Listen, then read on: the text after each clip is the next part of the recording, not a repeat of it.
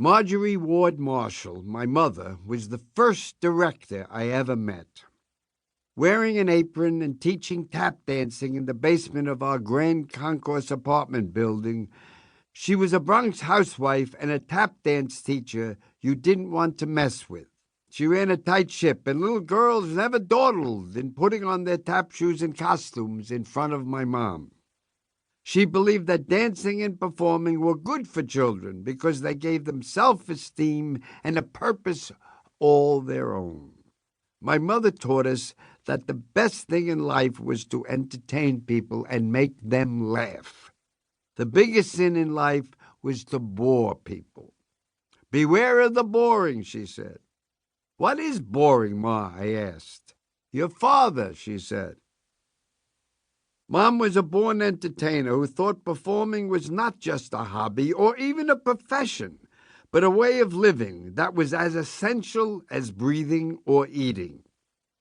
She was a 5'6" slacks-wearing perky blonde with a dancer's body and a comedian's mouth. Mom was always on, from her hyper-cajoling of her dance students to her late-night intensity when she would type out the songs, dance routines, and skits for her own dance recital. I would be in my bed and still hear her typewrite as I went to sleep. Her typing sounded like rain. Always working, she would go to Broadway shows, steal the routines, and come back to type them up for her students to perform.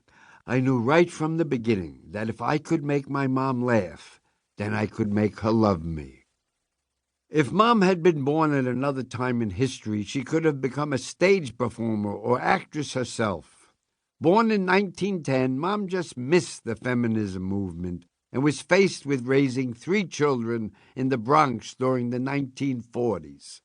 Her goal in life was to teach as many kids as possible, including her own children, Gary, Ronnie, and Penny, to tap dance.